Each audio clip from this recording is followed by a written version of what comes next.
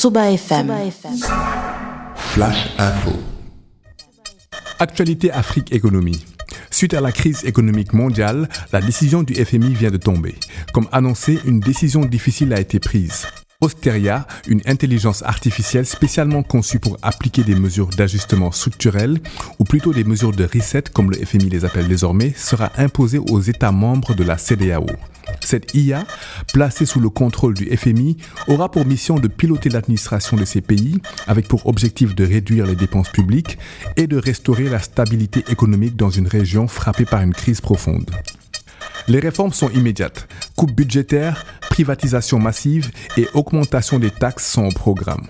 Les répercussions sociales s'annoncent majeures alors que les tensions commencent déjà à se faire sentir dans plusieurs pays. 5000 emplois de la fonction publique sont menacés. Nous vous tiendrons informés des prochaines évolutions. Suba FM. Dakar, 3 mars 2027. Le Sénégal est touché par une coupure globale d'Internet causée par un ransomware. Les services d'eau, d'électricité et les communications sont paralysés, plongeant les villes dans le chaos. Les autorités travaillent à rétablir l'ordre et à sécuriser les infrastructures essentielles.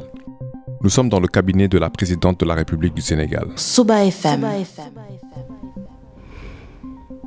Général Baye, la situation devient de plus en plus critique.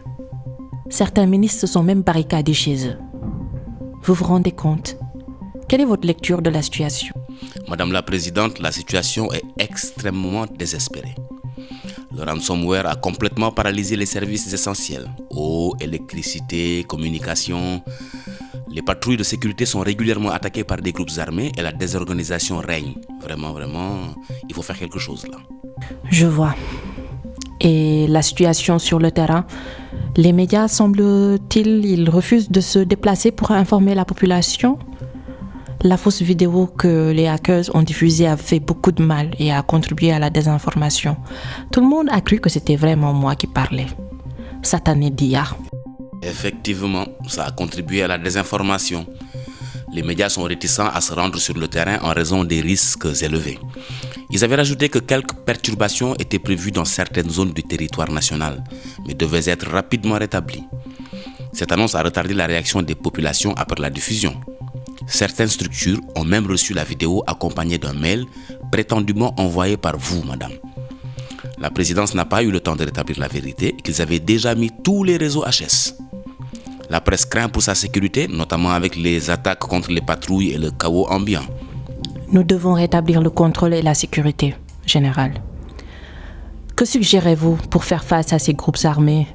Bon, nous avons déjà déployé des unités spéciales pour sécuriser les points stratégiques, mais les ressources restent limitées et les attaques se multiplient. Il nous faut intensifier les patrouilles, madame, et protéger les infrastructures critiques. Oui, il le faut. Il est aussi impératif de rétablir l'ordre et garantir la sécurité des citoyens. C'est le plus important. Je vais demander une mobilisation générale. Nous devons aussi préparer des messages pour apaiser la population et éviter que la panique ne s'aggrave. En effet, madame, nous devons également sécuriser nos communications avec les interlocuteurs internationaux pour éviter toute fraude. Nous devons nous assurer que nous échangeons avec de véritables partenaires et non avec les pirates eux-mêmes. Bon, madame la présidente, concernant l'offre d'aide conjointe des armées françaises et américaines, là, leurs émissaires sont déjà dans la salle d'accueil. Devons-nous accepter leur assistance ou non? Suba FM.